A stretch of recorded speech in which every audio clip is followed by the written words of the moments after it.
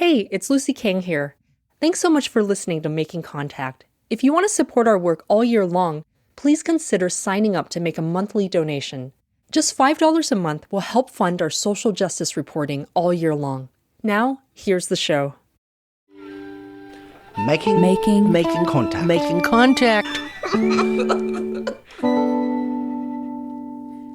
This show is part of the Making Contact Anniversary Capsule, celebrating 30 years of social justice journalism.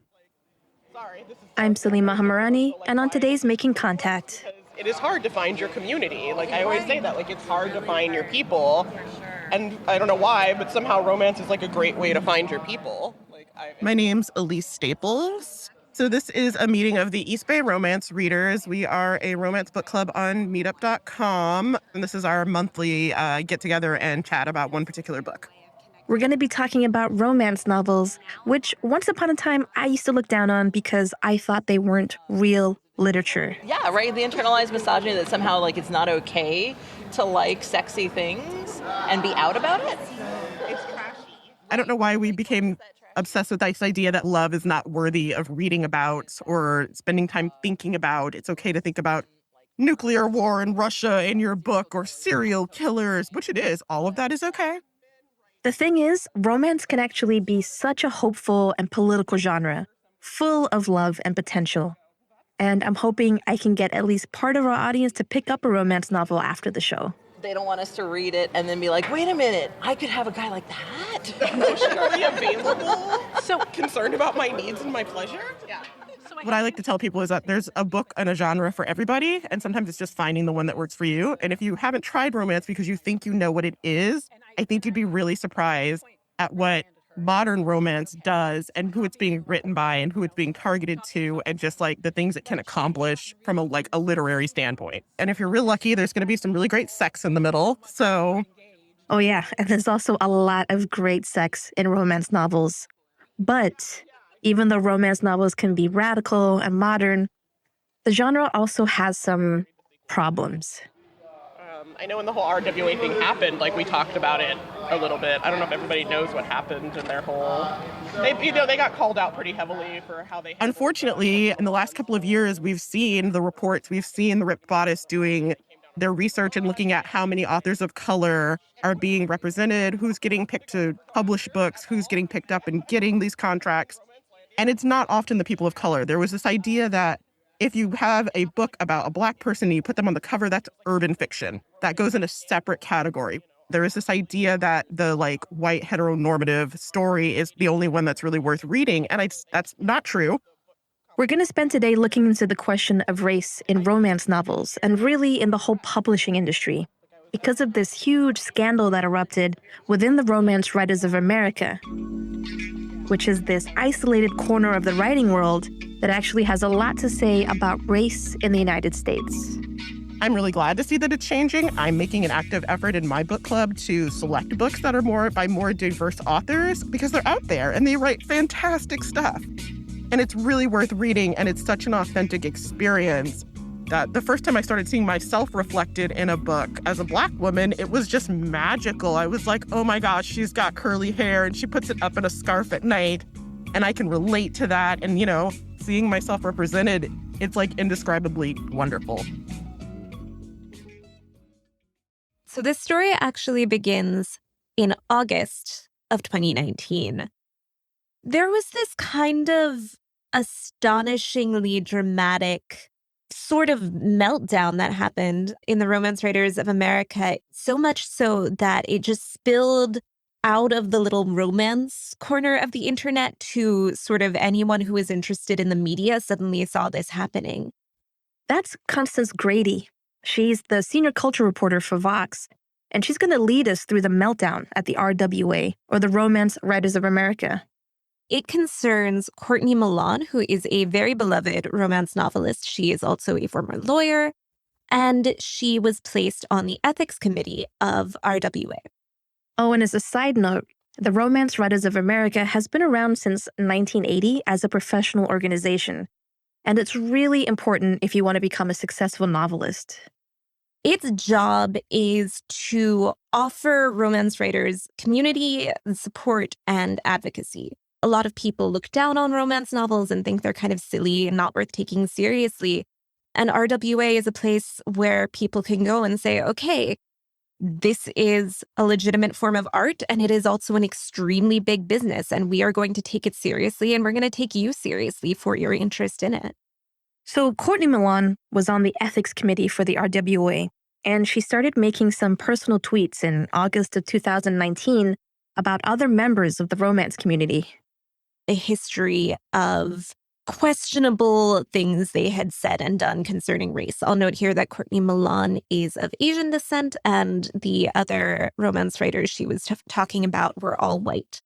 One of them had liked multiple tweets that were sort of white supremacist adjacent, you might say.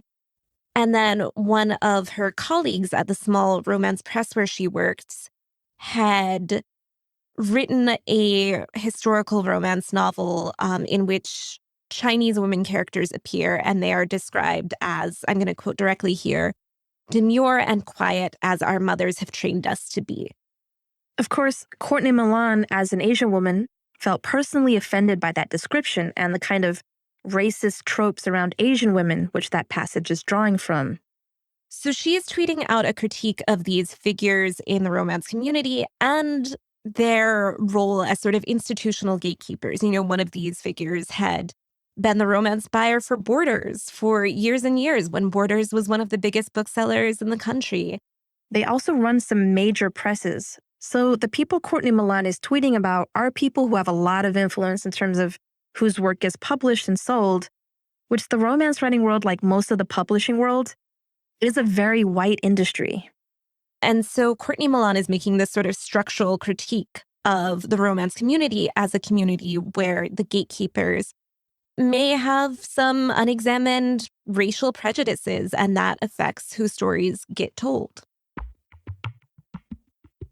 So far, the story isn't that unusual because for a while now, people have started to use social media to talk about issues like race and sexism, especially within organizations that aren't listening to them otherwise. But then things get a little wilder. The people she's talking about do not care for this at all. So Catherine Lynn Davis, who files a complaint against Courtney Milan with RWA. So does Suzanne Tisdale, who is running the press under discussion. So does Catherine Lynn Davis. They are saying that they have lost work because of these tweets, that she is being racist against them as white people. Suzanne Tisdale says at one point that putting Courtney Milan on the ethics committee is akin to putting a neo-Nazi in charge of a UN human rights committee.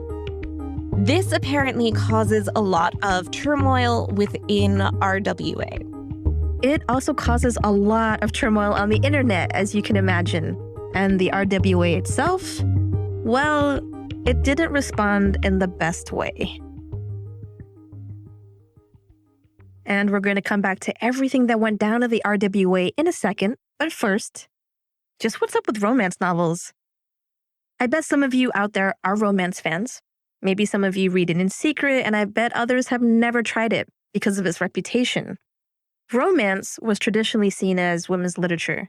It was written by women, and it's all about women finding happiness. And anything that serves women primarily is seen as inferior. So a lot of people who read romance feel that they're looked down upon, and they try to hide the covers of their romance novels, you know, the bodice rippers, by holding them within another more traditional book. So I don't know, that man reading House of Leaves on the train might actually be reading Bridgerton. But even though people look down on romance, it might actually have something to teach us about happiness and emotional depth and the power of a love story.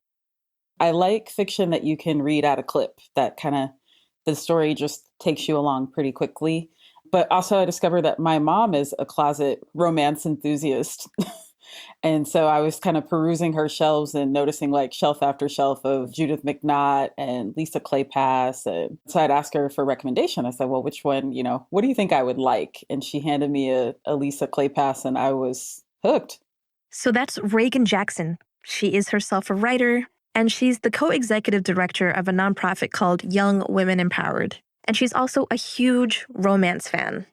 That is not what I would think of Black feminist reading material, white women in distress in sexually compromising positions. That doesn't, it just kind of doesn't really like jive with my worldview. And yet what I found is some of the stories were just really interesting and really good. I feel like with romance as a genre, even if the story is deep and rich and whatever, there's still this kind of levity to it. And I think part of it maybe is just the promise of a happy ending that you don't really get in literature. Reagan immediately fell in love with romance novels, but then she discovered the world of romance written by people of color, especially romance written by Black women. Oh, it's just so much more relatable to me. Like, I don't know.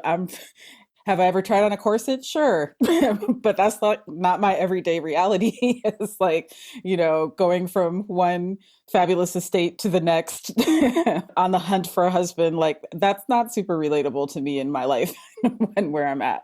Versus, some of the stories that I've read, like by Talia Hibbert, is a sequel to, well, not a sequel, but it's a companion book to Chloe Brown Gets a Life, is Dani Brown Takes a Hint. And it's Dani is Chloe's sister. And she is a Black feminist academic who ends up in a relationship with a Pakistani rugby player. I'm trying to think of any book that I've read that wasn't nonfiction where there's a Black feminist woman that gets to have a romance. I think we get to have a movement. I think we get to have a protest or contribute, to everybody else's well-being in their life. But it is very rare that we are fed and nurtured and nourished. When I was talking to Reagan, I hadn't really paid that much attention to how much of popular culture, meaning movies, for example, and television, was dedicated to making women, and particularly Black women, suffer. But it's kind of incredible if you think about it. There are a lot of depictions of rape, of murder, of beatings and injustice and just misery. And that was something a lot of people I talked to said when I asked them about why they loved romance novels. They said that for them, they were just tired of seeing people suffer. And that in this political climate, seeing people fall in love instead and have a happy ending felt radical. It felt fulfilling and life-changing. That book, honestly, like in some ways kind of changed my life because it gave me permission to feel like I deserve more. I feel like the way that girls and women, and especially Black women, have been socialized is to always put everyone first. If you ever go to any type of event, like community event, and you see that it's run by Black women, you might notice that they're the last to eat. They've made all the food. They've made provisions for elders, made sure that everyone has a seat at the table, and are most likely standing somewhere in a corner in uncomfortable shoes, looking fabulous. No one's asking them how they are. No one is bringing them a cup of water or bringing them any of the food that they have so lovingly prepared. And I think when you see that enough, that becomes kind of just an internalized thing, your role as a human being, it feels like you're there for the purpose of serving others. So to read a narrative, to read a story where that's actually acknowledged, and this person, like, spoiler alert, meets a person who can really see how like great and incredible she is and then offer compassion and care. I needed to see that. I need to read that story over and over again. I need to read 9 more stories just like it because it's nourishing. So let's come back to what was happening with the RWA. After the Twitter explosion in 2019, the RWA decided it was time to take action. So it's unclear exactly what happens behind RWA closed doors after this point, after these complaints come in. There are a lot of conflicting stories and a lot of rumors. What we do know is that on December 23rd, right before Christmas, the RWA suspends Courtney Milan, who was the Asian woman who had posted on Twitter about the racism she had seen in her colleagues' work. And she has been issued a lifetime ban to prevent her from assuming a leadership role in RWA ever again. It is a very, very strict response, and it causes this enormous backlash. What a lot of people end up arguing is that this is an attempt by an older, more conservative, whiter wing of Romancelandia to sort of grab control back of this community now that they are facing a critique from younger, more progressive writers of color, queer writers, and who have sort of managed to gain enough of a foothold in RWA to finally have a little bit of institutional power and make their critique actually land. This lifetime ban and suspension of Courtney Milan causes a dramatic backlash online. You get all kinds of people issuing public statements in support of Courtney Milan, including major romance authors, romance literary agents, romance critics, local chapters of RWA. The International Association for the Study of Popular Romance cuts its ties with RWA, so does Bookstore Romance Day. So just one day later, December 24th, Christmas Eve, there's an emergency board meeting, and the board reverses its decision and they reinstate Courtney Milan. But at this point, the damage has been done, and other authors begin posting about their experiences with the RWA. So you get things like members of color sharing stories about microaggressions they've experienced at RWA meetings. There are some people saying that local chapters are paying Black speakers less than they pay white speakers. Some people are saying that queer authors aren't being offered help from RWA after they register professional complaints, which that is the literal reason that this organization exists, right? To advocate for its members professionally. And we should spend some time talking about these grievances that people begin to share, because although the public eruption around race happened in 2019, authors who weren't white or straight had always had difficult experiences with the organization. For example, the RWA had once faced some backlash around queerness. This was an issue in 2005. This is at the time that the country is spending a lot of time debating same-sex marriage. RWA creates a poll and asks members whether they would consider defining the genre as one characterized by love stories between one man and one woman. So queer love stories would not be allowed, poly love stories would not be allowed. And creature love stories, which is a romance between a woman and a male animal, for example, that probably would have been fine. But two women falling in love? No. And that was a huge controversy. This definition was never formally adopted into the bylaws, but the fact that it was even up for debate kind of became a real sticking point for a lot of the queer community. And of course, the RWA has also had a problem with race for a long time. And one place accusations of racism turn up a lot is at the annual awards put on by the RWA called the Ritas. They're basically the most prestigious award in the community, and they're kind of the splashiest thing that RWA is responsible for every year. Like, they're doing other work, they're doing advocacy and membership support, but the thing that everyone remembers is you go to the annual conference, you put on a fancy dress, and you go to the Rita Awards. It's like the Oscars for romance novelists. It's a really big deal. And between 2007 and 2017, of all of the authors who became finalists for the Ritas, less than 0.5% of them were Black. And no Black author had ever won a Rita until 2019. But the people who are nominated are just part of the problem. There's also the content of the books. Probably the most controversial example was in 2014. This novel titled For Such a Time was nominated for 2 Ritas. It is about a romance between a Nazi officer and a concentration camp prisoner who is half Jewish. And in the end, the heroine reforms the hero, but only after converting to Christianity. Ooh, yeah, you heard that right. That's pretty bad.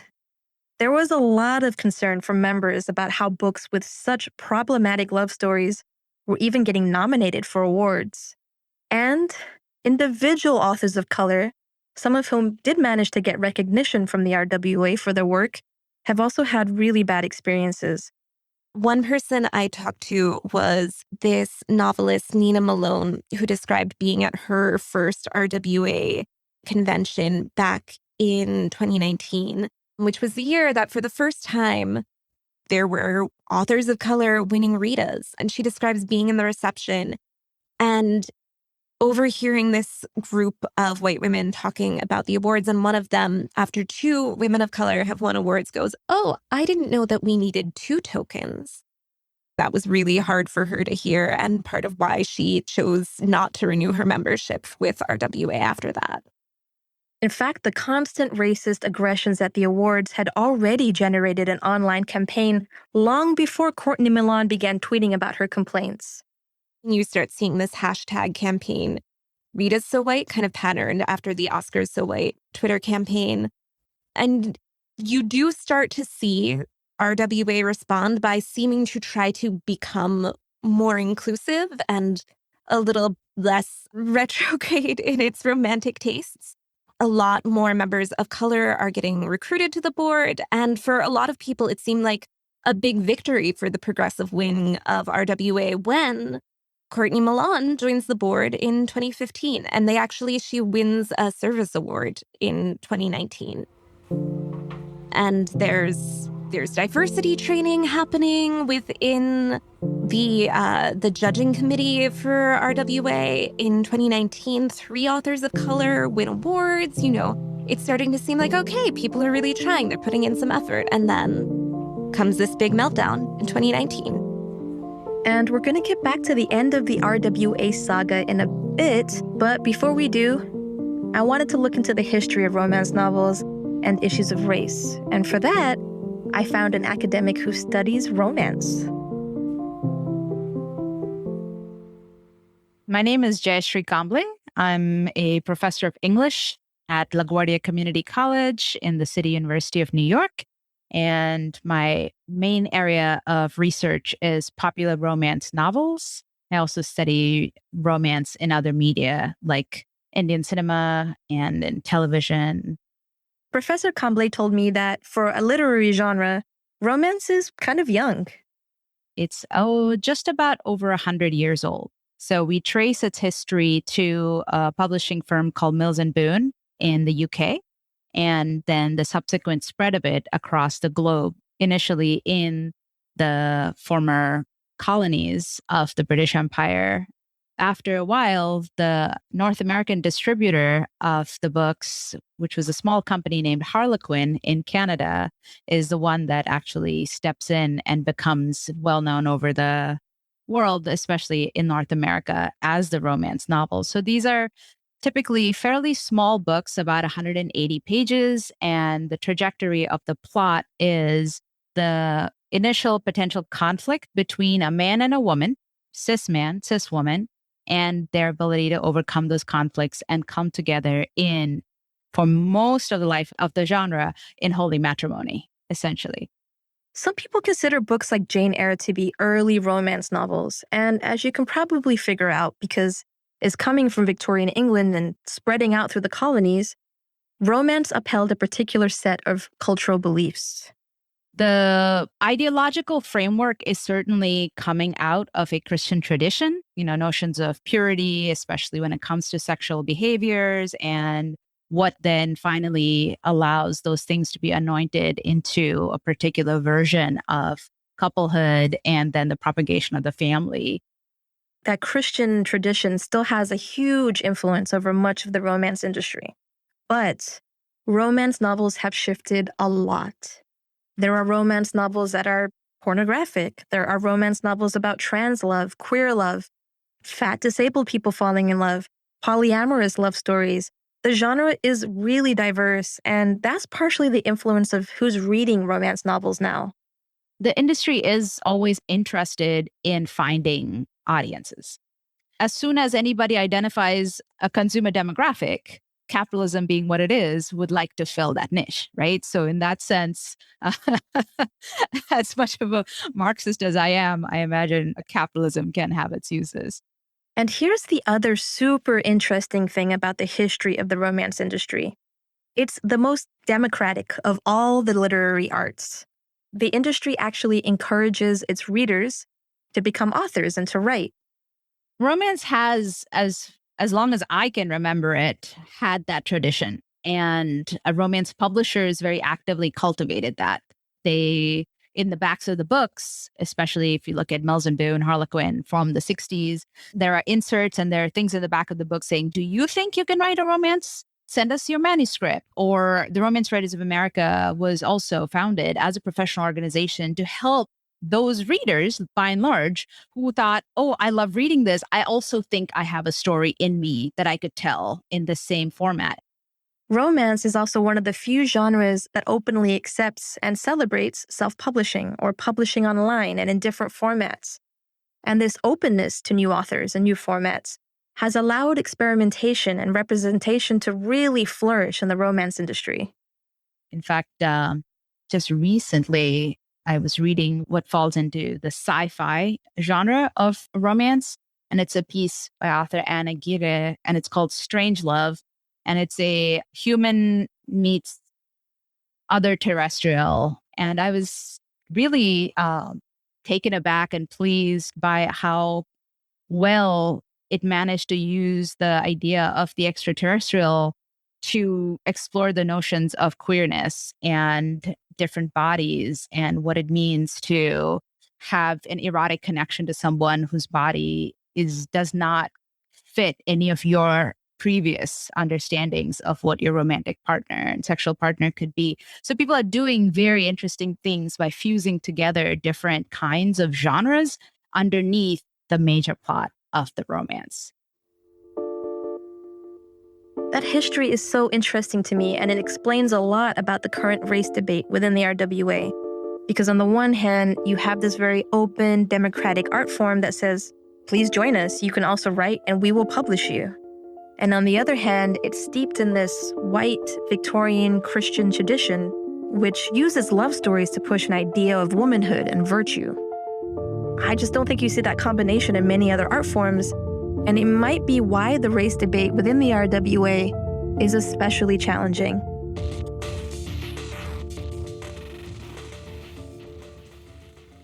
So, when we left off, the RWA had reinstated Courtney Milan, but at this point, half of the board is resigning in protest. There are stories leaking that Courtney Milan's suspension was decided in the first place in this kind of secret backroom deal that the rest of the board didn't actually know about.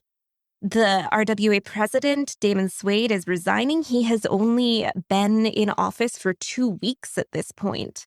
And RWA is kind of left a skeleton of itself, right? It has only half a board and no president.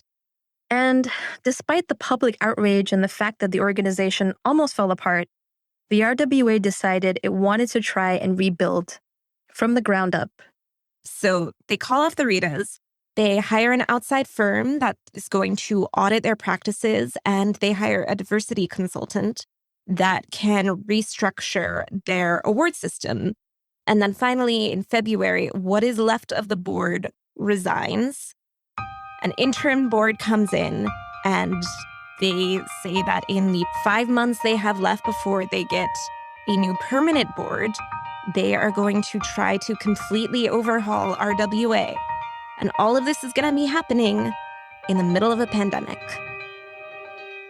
That was part 1 of our story, but it's just the beginning. The second half, which will air next week, is about why these allegations of racism within the romance writing world matter to the rest of us. The Making Contact team includes Anita Johnson, Jessica Partnow, Sabine Blazin, and I'm Salima Hamarani. Thanks for listening to Making Contact.